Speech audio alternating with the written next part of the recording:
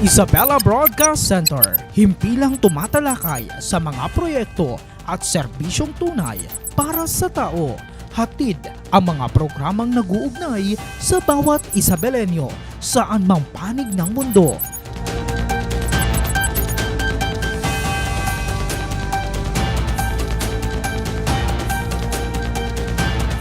Delivering in-depth, trustworthy, and objective news.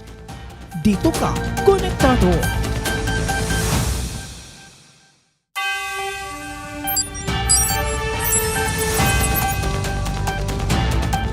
Isabela Broadcast Center, himpilang tumatalakay sa mga proyekto at serbisyong tunay para sa tao.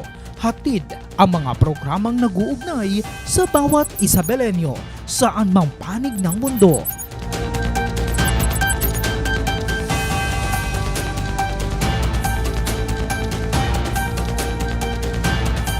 Delivering in-depth, trustworthy, and objective news. Dito ka, konektado! Isang magandang araw mga ka-Isabelenyo. Welcome sa isa na namang pinakabagong edisyon ng ating programang naglalapito sa serbisyo at impormasyon. Ito ang Isabela Connect dito. At syempre, kasama nyo pa rin ang inyong lingkod, ang resident broadcaster ng Provincial Government of Isabela, Ezekiel Kilang. At ngayong araw, ngayong hapon particular, abay bitbituhin natin ang balitang pinakaabangan ho ng bawat magulang, guro at syempre ng mga mag-aaral. Kagaya lang ho noong nakaraang Lunes, June 8, abay opisyal na nga hong binuksan ang school year 2026-2027. Ngunit sa likod ho ng masayang pagbabalik eskwela, ano nga ho ba ang tunay na estado ho ng ating mga paaralan? Kumusta ang paghahanda? At sa gitna ho ng pagbabago-bagong panahon, mula ho sa banta ng El Nino hanggang sa pagdating ho ng tagulan, paano nga ho ba natin masisiguro ang kaligtasan ng ating ho mga anak? Abay para ho sagutin ang lahat ho ng ito, kasama ho natin ngayon ang mga haligi ho ng Schools Division Office ng Isabela. Of course, no, ipapakilala ho natin ang ating ho mga guest ho ngayong hapon ho na ito. Katabi ko ho ang ating Assistant School Division Superintendent, syempre si Ma'am Mary Julie Truz, PhD, and of course, SO6 ho natin. At the same time, ang ating hong Education Program Supervisor and Division Information Officer, walang iba kundi si Sir J. Gallegos. So mga ma'am and sir, no, welcome ho sa Isabela Broadcast Center. Magandang hapon po sa inyo. Magandang hapon, Sir Ezekiel. Magandang hapon po sa lahat ng mga, syempre, ng ating mga mamamayan ng probinsya ng Isabela. Isang mapagpalang araw po. Ayan. And of course, Sir Jay, welcome ho. Magandang hapon sa ating lahat at maraming salamat. Ezekiel, laging kasama natin dito sa Bombo nung nasa Bombo pa si Ezekiel. And of course, salamat sa Provincial Government of Isabela na inimbitahan kami dito para ma-update po natin ang ating mga stakeholders hinggil sa mga pangyayari sa balik eskwela. Yes, and of course, first of all, again, maraming salamat. I know kayo ho'y busy, nandyan ho, kagagaling ho ninyo siguro, no? Sa iba't iba hong mga paaralan to monitor pa rin yung hong mga bata sa kanilang pagbabalik eskwela. Pero para ho, makarami ho tayo sa mga pag-uusapan ho ngayon, mga ma'am and sir. Batay ho sa ulat ho no, ng Division Monitoring Team ho ninyo, kumusta ho ba ang pangkalahatang lagay ho ng pagbubukas ho ng klase ho natin para so ho sa school year 2026-2027 ho, dito ho sa Isabela? Sir Ezekiel, magmula noong June 1, nag-start na tayo ng pagmomonitor ng ating eskwelahan. We have 888 public schools and 106 private schools sa buong Isabela. At sa aming pagmomonitor, naging maayos naman ang lahat. Very smooth ang pagbubukas ng klase. Ito siguro ay sa kadahilan ng napaghandaan din natin during the Brigada Eskwela time. That's 1 week Brigada Eskwela to prepare our schools. Kaya nung opening, naging maayos ang ating pagbubukas ng 2026-2027. classes. Oh, anyway, congratulations kung smooth and pangkalahatang okay ho naman. Pero so far, kapag may mga ganyan ho, no, Ma'am Julene, Sir Jay, na mga pagbubukas, hindi may iwasan na usually may mga minimal ho na mga challenges. Kung meron man, base ho sa monitoring ho ninyo, ano ho yung mga naiulat ho naman ng mga hamon o challenges ho, kalakip nga ho ng pagbabalik eskwela ho natin? Sa aming paglilibot sa iba't ibang paaralan ng Isabela, nakapagtala kami ng mga challenges. Pero mga minor challenges lang ang mga ito. Kasi sabi nga namin sa assessment ng monitoring team, overall, smooth ang pagbubukas ng klase. Isa sa mga challenges na kinaharap ng ating mga paaralan, lalong-lalo na yung mga tumaas ang kanilang enrollment, yung shortage natin sa teachers.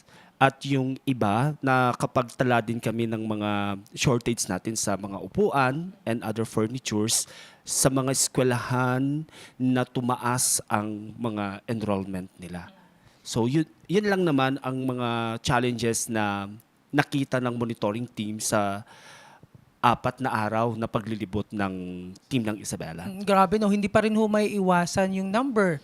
Yung mataas ho na bilang ng mga enrollees ho natin. So, paano ho ito tinutugunan ng SDO Isabela ho upang hindi ho mabinbin no, yung pagkatuto ho ng mga bata? Kasi I know na kahit nasabihin ho natin konting problem mang ho ito, nakaka-apekto ho pa rin para ho sa atin ho mga estudyante yung ratio kumbaga ng teachers and students. So, paano ho natin natutugunan ho ito?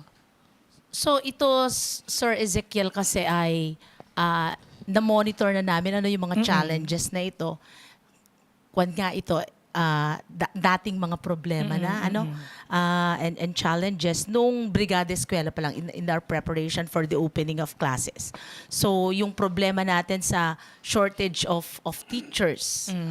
So yung shortage of teachers naman, sa pakikipagtulungan po natin, pakikipagtulungan ng ating mga LGUs, ng PGI, nakapag-provide po sila ng LSB teachers upang matugunan po yung kakulangan natin sa mga guro.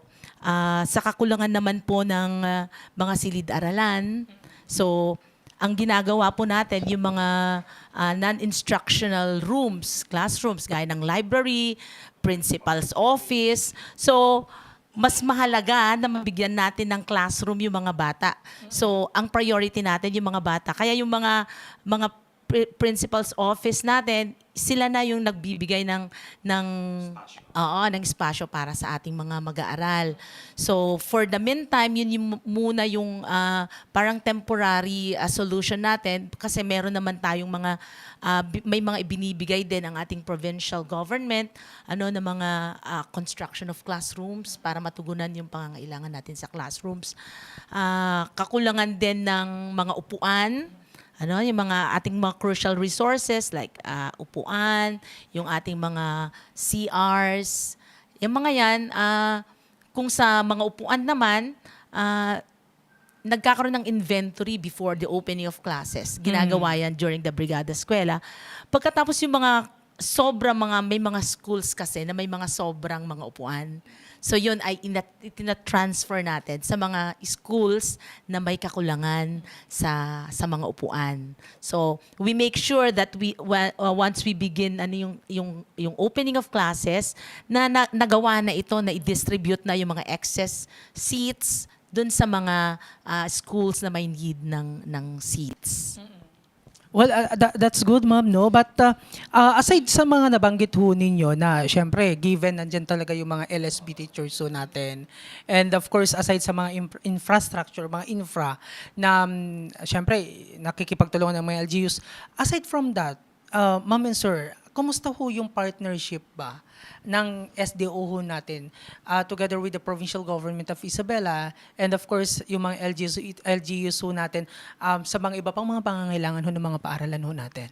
Pagdating sa partnership, malaki ang pasasalamat ng SDO Isabela kasi talagang nakita natin kung paano sinuportahan ng PGI ang mga iba't ibang programa ng ating mga paaralan. Nakita natin yan sa pagbubukas ng klase kasi talagang Yes, naka-activate ang ating interagency task force, yung ating PNP, DOH, lahat ng mga iba't ibang ahensya, BFP, ISELCO, DRRM, lahat ng mga yan ay nakaposte sa iba't ibang paaralan para masiguro na ligtas ang pagbabalik eskwela ng ating mga mag-aaral.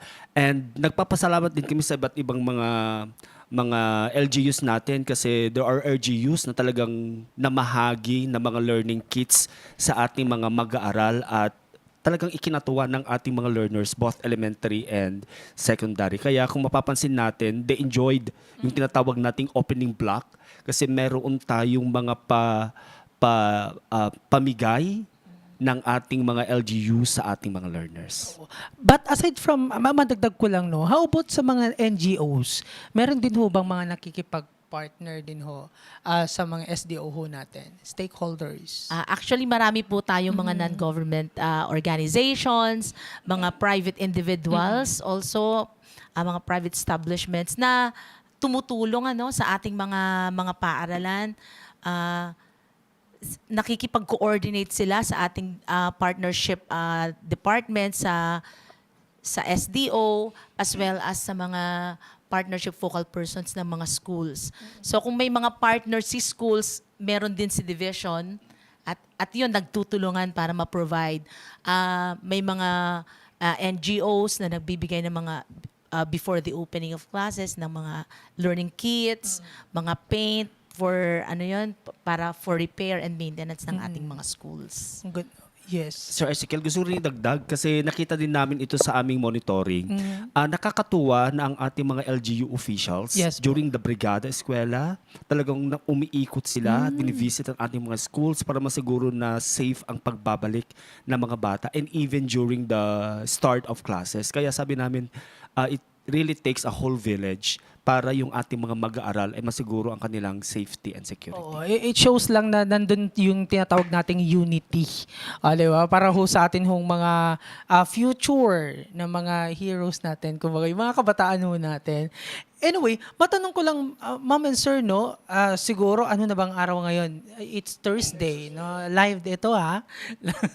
Thursday ho ngayon. So, nakailang araw ho natin, 4 days. Para ho sa mga magulang ho, ma'am and sir, na nanonood at biglaan ho, no, na nagkaroon ho ng paglilipat ho ng kanila hong trabaho or ng kanila hong tirahan.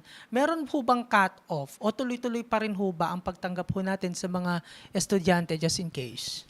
Hinggil dyan kasi yan yung naitala din namin during sa monitoring kasi even in the opening of classes talagang naka-activate pa rin ang ating school Oplan Balik Eskwela para tanggapin ang mga tinatawag natin na late enrollees na nag-enroll during the start of classes. Anyway, doon naman sa policy ng DepEd, nakalagay naman doon na pwede pang mag-enroll ang ating mga mag-aaral basta hindi na siya lalagpas doon sa second summative test ng term 1. That's July 28, 2026. Kaya yun yung nakalagay sa ating polisiya para masiguro natin na lahat ng ating mga learners ay nakapagtala. And anyway, bukas pa naman ang ating mga paaralan hanggang July 28 sa mga gandong mga pangyayari, Sir Ezekiel. July 28, that is for late enrollees. But how about sir and ma'am, no, pagdating sa mga transferees? Pagtapos na yung July 28, pwede pa po ba natin silang tanggapin just in case, sir? Mga Sa transferees. polisiya naman natin regarding transferees, anyway, meron naman silang record doon sa mga pinanggalingan ng school. They will be endorsed sa school na kanilang lilipatan with all the requirements na nakuha nila for that particular term kasi nahahati na ang ating school year ng 3 terms. So, pwede pa rin po natin silang tanggapin in the school kung saan po sila magtra-transfer. Sana nga ho, buo na yung desisyon ha. Kasi mahirap sa part ng estudyante, no, mag-a-adjust. Pero kung kinakailangan ho talaga, tawag ho ng tungkulin ho, wala tayong magagawa. But ang importante, ready ho naman yung mga paaralan ho natin na tanggapin yung mga anak ho ninyo. Just in case, no, na mag-transfer ho sila. Bukod ho sa mga infrastructure na nabanggit ho natin, ano pa po ba yung direktiba ho ng SDO Isabela pagdating ho naman sa cleanliness, kalinisan ho ng kapaligiran ho natin?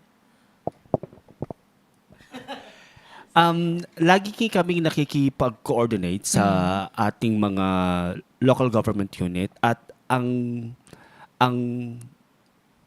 order ng ating division ay dapat panatilihin na clean and orderly at safe ang ating mga paaralan. And of course, paigtingin pa rin ang tinatawag nilang kampanya sa kalinisan.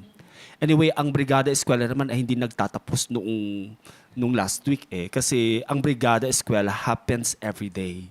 At nakakatuwa, Sir Ezekiel, na sa aming paglilibot, talagang nakita rin namin yung mga parents and even the volunteers para masiguro na ang bata ay nasa classrooms. Mayroon tayong mga volunteers in different schools na sila na ang naglilinis. At nakakatuwa na these volunteers offer their time para lamang masiguro na ligtas ang ating mga paaralan. Oo. Karagdagan. Yes, Sir ma'am. Ezekiel, sa ating mga schools, meron tayong SDRR, then Disaster Risk Reduction Management, at kalakip dito yung solid waste management. So ang ating mga mag-aaral ay naka-integrate sa ating mga lessons, yung pagpapanatili ng kalinisan sa ating mga classrooms, sa ating paligid. So, minemaintain din natin yung clean as you go, in any part of the school, kung nasa canteen man sila o nasa loob sila ng classroom. So, ang solid waste management naman ay nagsisimula din sa bahay nila, and then sinusustain ito dun sa ating mga classrooms through integration in their lessons. Oo. Dagdag ko din, Sir Yes, sir. Ezekiel, yung ating mga district nurses at mga school nurses, talagang sila yung naka-activate, na naglilibot sa mga paaralan para masiguro na manatiling malinis at maiwasan ang mga pamugaran ng lamok. Talagang regular ang kanilang monitoring through our SGOD Health and Nutrition Section. Speaking of regular, Sir Ma'am, nabanggit na rin ho ninyo yung mga insekto, kumbaga, anyway, nakikita ho pala natin yung mga litrato na patunay na talagang yung team ng SDO Isabela ay pinupuntahan yung mga bawat paaralan ho natin. May mga ho ba tayo? O under ho yan sa health? Ayan, kung hindi ako nagkakamali. Okay, thank you ho sa SDO, sa health section. Ayan. And of course, yung pictures din ho na binahagi ni Sir Jay. Maraming salamat. Paano ho natin, may plano ho ba kayo, ma'am and sir, para masiguro pa ho lalo na yung paaralan ho natin is ligtas ho talaga mula ho sa peste, sa insekto, at iba pang mga pinamumugaran ho ng sakit? Meron po nga tayong mga district and school nurses, patuloy po yung advokasya laban sa dengue at saka yung mga sakit na dala ng mga insekto. Ginagawa po yung advocacy and then promotion of yung clean surroundings ng ating mga district and school nurses, especially during flag rites. So yun po. Maganda, At least na-establish na ho yan. And in addition doon, Yes kay ma'am, po. yung cleanliness at virtue na dapat mapanatili ng ating kabataan is naka-integrate na rin sa ating curriculum. Kasi meron tayong tinatawag na core value ng makakalikasan para yung ating mga learners hindi sila magtapon sa kung saan-saan, and they will be educated kung paano ang gagawin nila doon. Maganda ho yan, at least established na kesa ho yung action ho tayo kapag may nangyaring hindi ho maganda. O mahirap po yun. Pero madagdag ko ho lang pala para ho malinawan na rin ho. Sa gitna ho ng pagbubukas ho para natin ng eskwela at para malinaw, meron bang mga hinihinging contribution sa mga estudyante o mga magulang ho natin? Nagko-comply po tayo na we adhere to the no collection policy. That's no collection from the learners and also from the teachers. So wala po tayong sinasabi na collection sa ating mga schools. At syempre, kung meron po mang contribution, that's voluntary. That's voluntary in nature, at ito po ay initiative lagi ng PTA, ng ating Parents Teachers Association. So in no way po na magdidip yung fingers niya, yung ating mga teachers, yung ating mga school heads on the collection of contribution. Pero para lang ho sa mga guidance, so kumbaga no, ng mga bago natin mga teachers, kinakailangan kahit na sabihin ho nating voluntary man yung ano no, sa pagitan ho ni teacher and the parents, kailangan pang i-inform yung school head or the principal about that matter just in case. Na, oy sir, sir principal, sabi ng mga magulang, magko-contribute daw sila. Okay lang ba yun? So, pwede pa yung consent pa. Papaalam pa kay principal. Regarding that, Opo. Sir Ezekiel, regular naman yung advice galing sa top management na kailangan we need to comply doon sa no collection policy na inilatag na ng ating departamento. Oo. Pero kailangan pang ipaalam, sir, kapag ano. Para lang hindi madehado si teacher. May consultation. Oo. Parang consultation lang, Oo. sir. Paalam. Oy, paalam ko Ezekiel, muna yun. ha sa principal namin. Baka mamaya Di ba? We don't allow po yung teachers na to do the collection. Oo. So, it would always be among parents kung yun po yung usapan nila. Pero kung donasyon naman, okay naman kapag donation. Oo, basta voluntary. Wag naman yung agi-donate ngam i-post ng to pa di Facebook. Ay naku, wag na. Sa'yo na lang ho yan, Nay. Hindi, biro lang. Pero, madako ho tayo mga ma'am and sir, no? Sa iba pang mga usapin.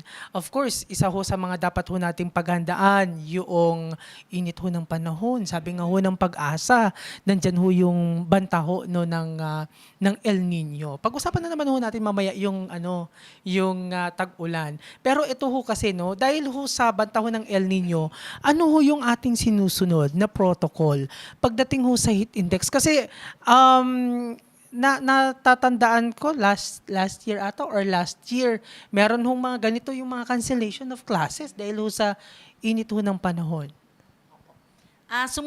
Sumusunod po tayo sa polisiya ng DepEd, ang DepEd Order number 22 series 2024 at syempre sa abiso po ng pag-asa hinggil po sa heat index. Kapag umabot po yung heat index na yung 41 up na po yan, so automatic po na suspendido po yung klase.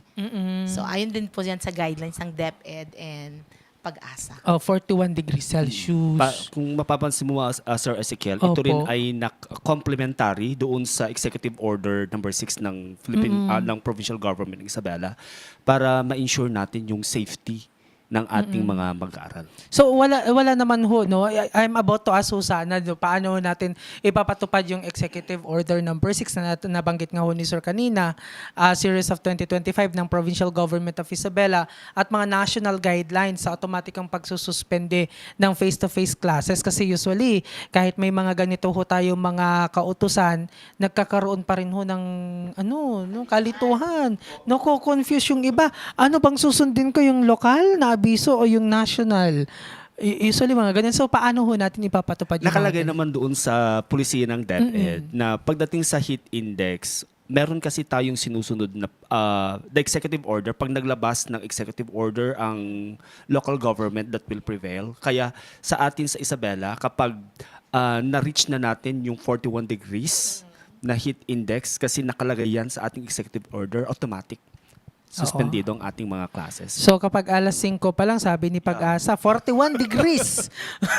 Dapat earlier. Nasa discretion din po ni Mayor yon kahit hindi umabot sa 41 degrees pero sa pakiramdam po, sa pakiramdam pakiramdam mo. dun po sa AOR ni Mayor ay mapanganib na yung init na yun o kaya nagkaroon ng brownout. So, susunod po tayo sa EO ni Mayor. Automatic din Idagdag po ko din yun. Yes, kay, sir, opo. doon kay ma'am. Kasi kailangan din doon ng assessment din ni school head. Doon sa kanyang kalagayan at sa sitwasyon sa kanyang school para ma-feedback niya sa local chief executive ng ating mga different municipalities sa Isabela. Oo. May ano po ba kayo, sir? Sir and ma'am, kasi nga dapat maaga yung nabanggit ho ninyo kanina. So may ano na ba? May pinag-usapan na ho ba kayo or internal arrangement? I don't know kung anong tawag ho doon na term na parang, eto, dapat sa oras na ito, meron na talaga. Pero kapag lumagpas na ng 5 a.m., whether 41 degrees man yan or 41 and above, tuloy ang klase. May mga ganun ho ba? Nakaset na time na dapat Nakaset may po abiso. tayo, naka-assign po tayo. Meron po tayong DRRM officer po sa DepEd, si Sir Chris. Sir Chris de la Cruz na gabi pa lang po meron na yung kumbaga forecast. Forecast for the next day's heat index. So doon madedetermine na natin kung papasok ba yung mga bata, suspendido ba yung klase or hindi. So, yun po, yung heat index warning ba ang tawag doon? Heat index Pero warning. paminsan-minsan, ma'am, ang weather nagbabago. Di ba? Sasabihin, tomorrow is 41 degrees Celsius or aabot pa hanggang 43. Pero kinaumagahan, umambon. So, so paano tayo magde-deviate po ngayon doon? Or may mga ganun hubang senaryo na nangyari na? Madalang. Parang wala pa naman, sir. Wala pa naman. Oo. Pero just in case may mangyari, just in case lang kasi epekto na ata ng climate change ito eh. Pag ganun po, minsan kagaya ng, kunwari yung nakapasok na sila, opo, nakapasok oo. sila, tapos biglang bumuhos yung malakas na ulan, and the children has, di ba, magko-cross sila ng river. Oo. Mas dangerous sa kanila na umuwi sila ng ora-orada kesa mag-stay sila dun sa school. So ang gagawin, it's also the discretion of the school head to let the children go home or let them stay there para masundo sila ng kanilang mga magulang. Oo, naku, pag-usapan ho natin yung mga pag-ulan ho mamaya. Maganda hong example ho yan, ma'am, no? Pero ang tanong ho ngayon doon, sa kabila ho ng mga suspension ng mga classes, nakakapanghinayang ho kasi yung mga araw or oras na lumilipas. So ano yung atin ho mga alternatibong paraan? O meron ho ba tayong mga blended learning modalities para matiyak ho na hindi masakripisyo kahit papaano ang kalidad ho ng edukasyon sa gitna ho ng mga suspension ho ng klase dahil ho sa matinding init ho ng panahon? Before na nagsimula ang school year 2026-2027, naglabas ang DepEd ng polisiya. Ito yung 4H framework. Ito yung Learning Continuity in Emergency. Yung 4H framework includes HAYO, yung continue the learning, and then hinay, yung is-in mo muna, then hinga, tapos hinto. So ito yung framework na ginawa ng DepEd para masiguro na ligtas ang ating mga mag-aaral at nako-continue yung ating learning. Pag sinabing hayo, continue ang ating learning pag walang mga weather disruption. Pero kapag may mga declaration ng suspension of classes, doon pumapasok yung tinatawag na hinay. Meaning, they can revert to automatic yon sa mga schools. Na kapag may suspension due to typhoon, halimbawa kinder, pag typhoon signal number 1, kinder, automatic yun eh. Kaagad naka-default na yung gagawin ng ating mga bata. They can adopt either digital module, pwedeng printed modules, pwedeng mga learning packets, pwedeng ang gamitin ay broadcast materials.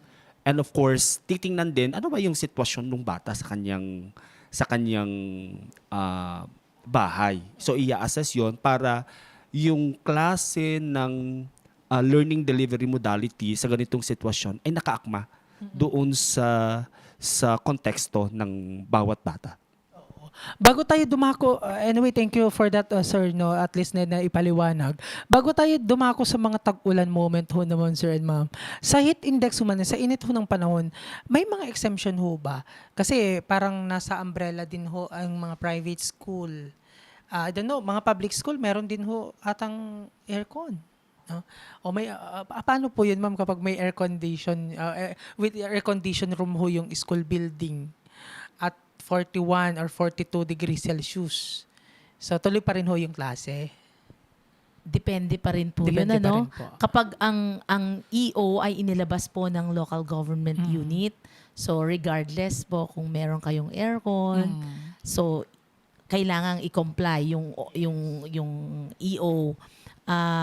Pero kapag discretion din ng school head, the division office should be informed ng kalagayan nila. If for example, they have 6 classrooms na air-conditioned classrooms, and then konti lang yung class size, then they still need to seek the approval from the division office. Para hindi magkaroon ho ng kaguluhan dito, dapat talaga attentive din yung mga teachers, ma'am, no?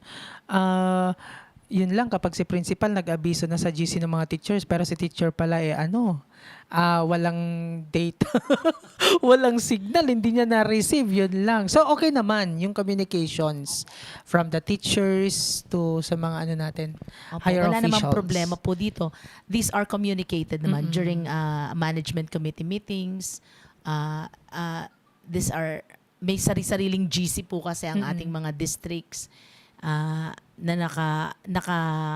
nandoon po yung kabuuan ng official ng SDO.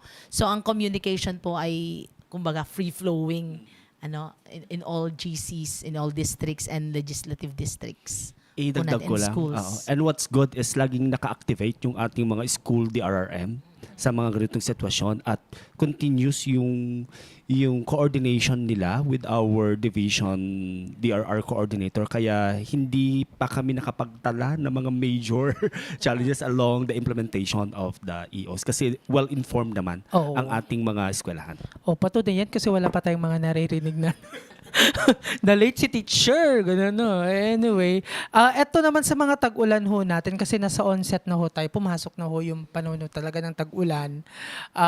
Pero wag ho kayong ma-confuse, meron pa rin daw hong presensya ng El Nino. Yan, that is due to climate change na rin ho, siguro, epekto na rin ho yan. So, paano ho natin sinasalamin ho ang mga national issuance mula ho sa DepEd at Pag-asa upang matiyak ho ang kaligtasan ho ng mga bata? For sure, sa tag-ulan moment, meron ho talagang kalituhan ho, ma'am sir, no? Sinasabi na, hindi, itong sabi ng Pag-asa. Ay, hindi, ito naman yung, yung order from DepEd. So, paano ho ito ngayon? Gaya ng sinabi po kanina ni Sergio, lahat ng national issuances natin, complementary po lahat yan. So, wala pong in conflict doon sa ating mga issuances. So, yung ating pong DepEd Order number 14 on education in emergencies, so, complementary po sila ng ating national issuances, lalo na ng Pag-asa. And of course, depende kapag merong kautosan from local chief executives. Kasi kapag mga bagyo in particular, kahit na wala hong signal warning, yung isang lugar pero binabaha na ho sila nasa na yun local chief executives at nasa na rin mga head teachers ho natin and mga school officials kung paano. Pero paano ho naman yung seamless na koordinasyon sa mga lokal ho na DRRMO para ho sa agarang pagtugon tuwing may mga masasamang panahon ho naman? Unang-una, Sir Ezekiel, yung ating DRR ay talagang very active pagdating sa social media. Parang sinasabi na natin sa mga schools na ang information will come only from DOST Pag-asa na official website or official Facebook page, from the PGI, yung PIO Isabela, and from the SO Isabela DRRM. At ang ating mga school heads closely coordinate also with the DRRM na counterpart nila sa munisipyo para maganda yung koordinasyon nila at maganda ang pagpasa ng information sa publiko. Ito pa rin mga pag-uulan ho, Sir Ma'am, no? Isa sa pangamba ng mga parents, yung dengue. May banta ho talaga, no? Siyempre, may mga stagnant water, hindi natin may iwasan. Ano yung mga directives ho natin ngayon sa mga school heads naman upang masiguro ho na hindi maging breeding ground ng lamok ho ang ating mga paaralan? So, meron po tayong school DRRM, gaya ng sinabi natin kanina. Meron tayong mga district nurses and school nurses. Sila po yung parang yung advocacy, yun, hindi po sila tumitigil para doon po may mga programs po tayo ng mga 3 o'clock habit, mga ganyan po, para po sa pagbuksa ng mga lamok na carriers ng dengue.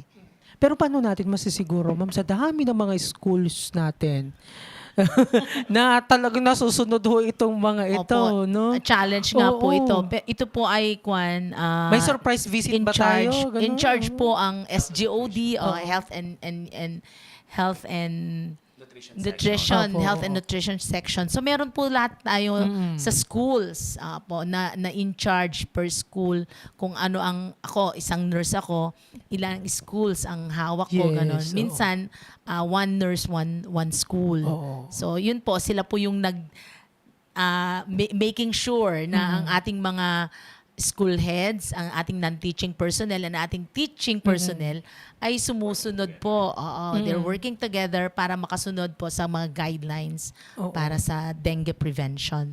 Idagdag ko lang din kasi Yes, talagang massive ang advocacy ng ating SGOD, yung School Governance and Operations Division ng Health and Nutrition Section.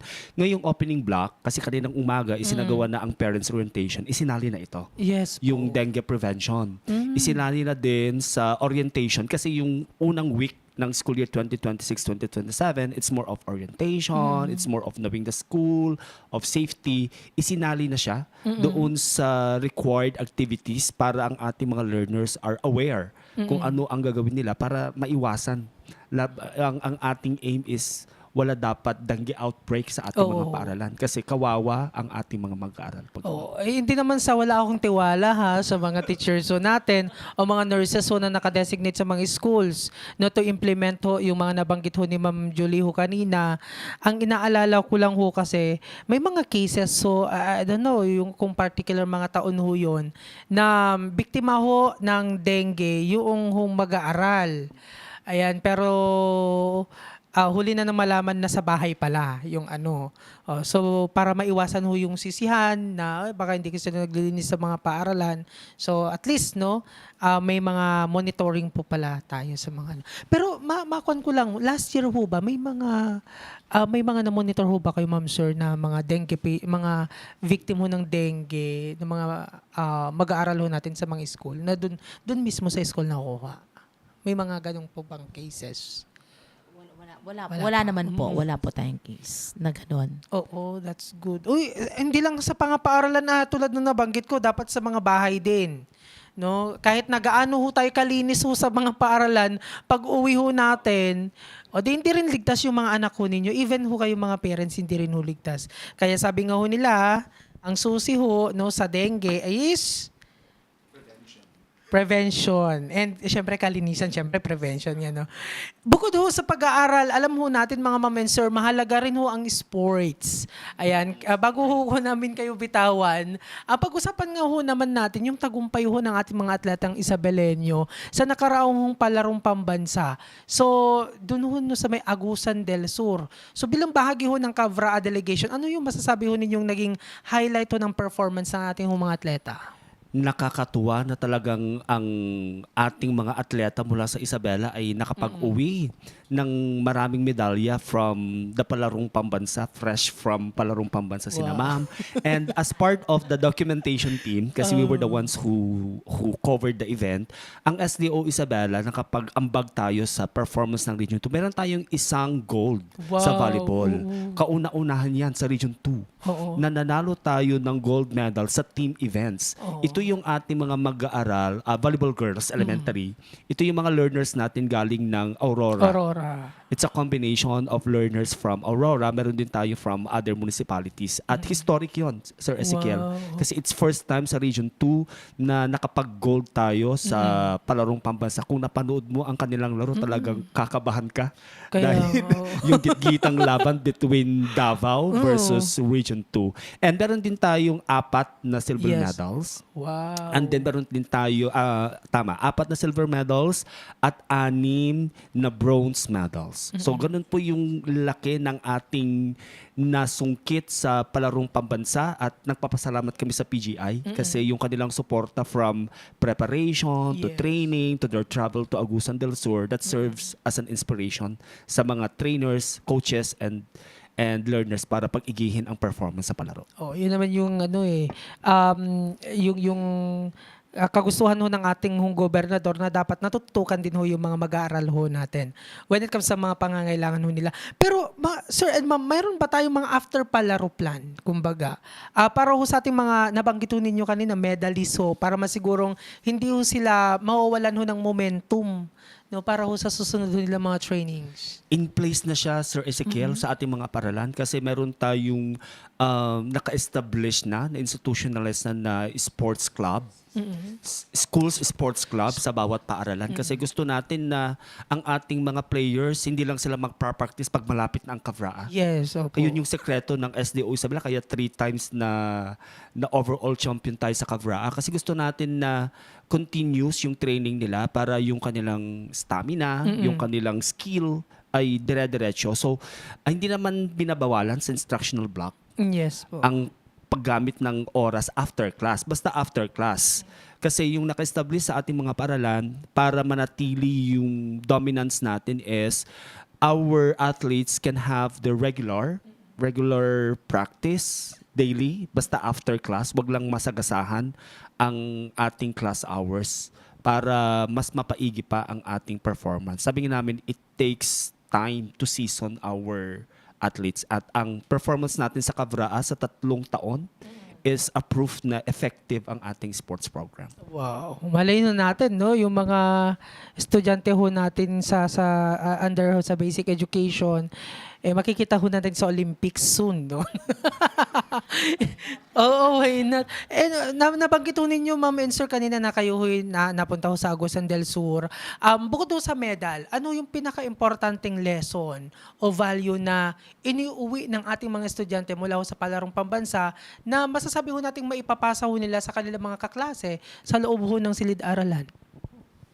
Siyempre, ang unang natututunan dito, hindi lang yung makikipag laban sila, fair play, honest sila, pero yung disiplina, Oo, yung disiplina disiplina. na cultivate sa kanila magmula, actually hindi lang sa Agusan. Ito ay nagsimula na nung palaro. From school to district to legislative district and then sa ISPA natin sa provincial meet. So dala-dala nila ito at lalo pang napaigting nung palarong pambansa. Makikita naman doon yung ating mga athletes through the guidance of their coaches na very disciplined ang ating mga athletes at syempre aside from that obedient sila.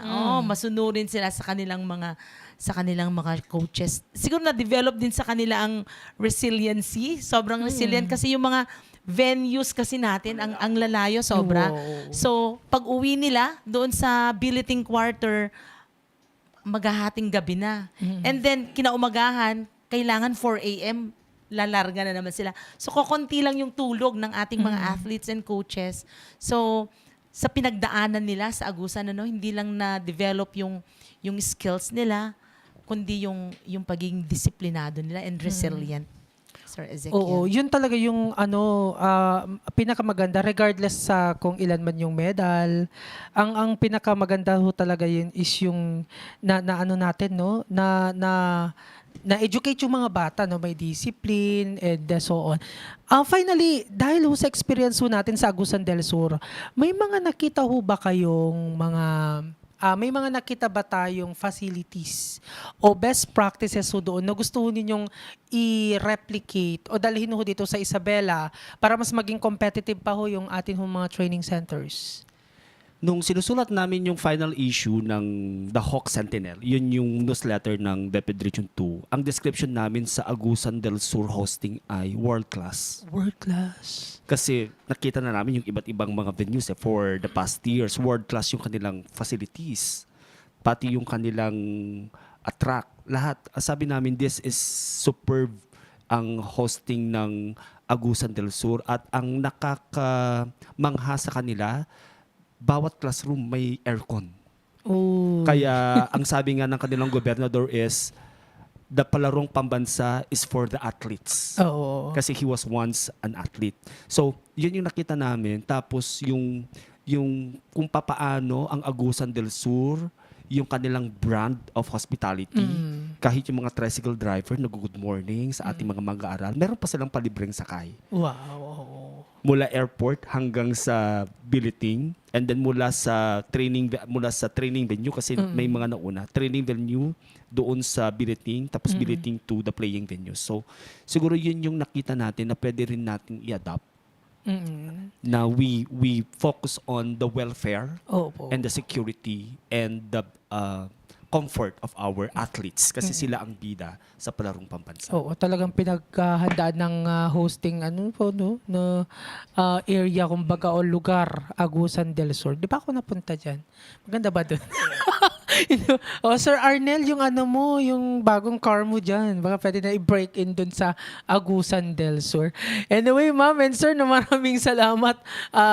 Pasensya na ho at na-istorbo ko ho kayo. Baka may mensahe ho kayo na nais iparating sa mga mag-aaral at the same time sa mga magulang na nanonood ho ngayon. So, syempre, unang-una, nagpapasalamat kami. Ma'am, yung mic. Thank you. Unang-una, nagpapasalamat kami sa pamumuno ng aming Schools Division Superintendent Dr. Rachel Yana. We would like to extend our sincerest and deepest gratitude to the provincial government headed by our beloved Governor Albano, and our Vice Governor, Vice Gov Kiko D, sa napakalaking tulong na ibinibigay niya sa DepEd, SDO, Isabela. Ramdam na ramdam namin ang pagmamahal, of course, ni Gov at ni Vice Gov at sa buong pamunuan ng ating provincial government. And of course, sa ating mga mag-aaral na pumasok na this first week, siyempre, nandito na naman tayo para umpisahan ang school year 2026-2027 at naging successful ang ating opening of classes. Siyempre, we hope na hanggang matapos natin ang school year 2026-2027 dahil sa pakikipagtulungan ng ating mga magulang, ang ating mga stakeholders, government agencies and non-government agencies as well as non-government organizations at mga private citizens and individuals. Maraming salamat po. Maraming salamat, Ma'am Julie. Sir Jay? Maraming salamat, Sir Ezekiel, sa imbitasyon. At least nakapag bigay kami ng impormasyon sa publiko sa status ng ating paaralan at sa pagbubukas ng school year 2026-2027.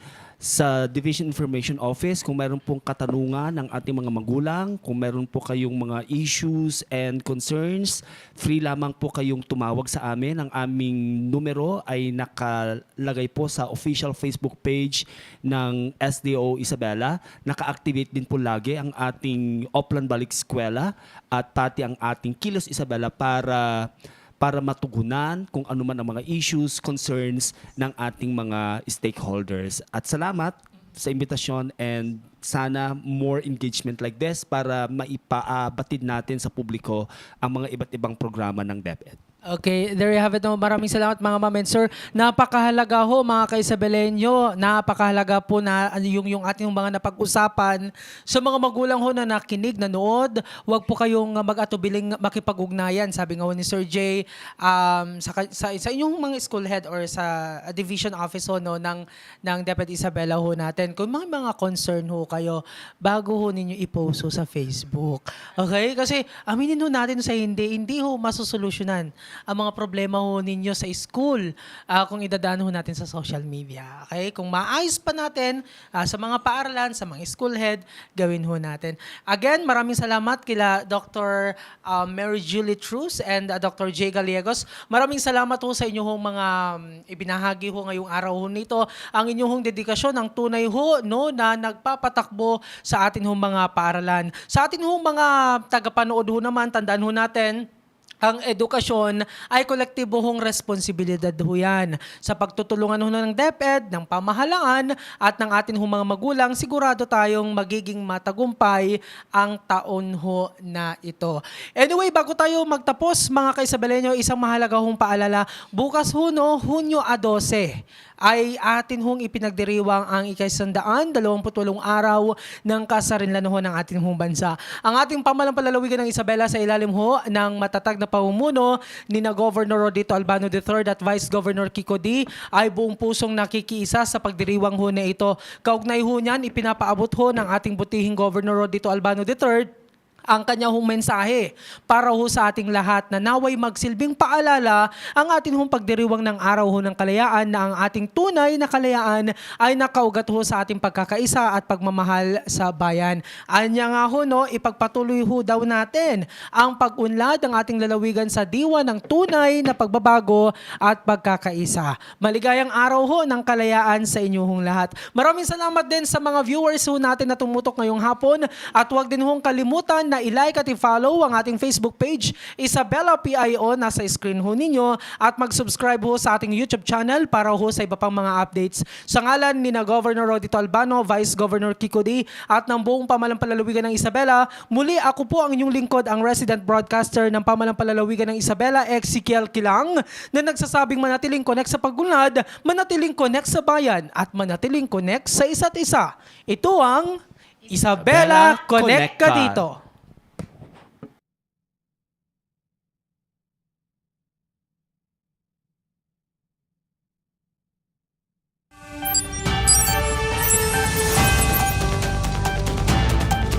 Isabela Broadcast Center.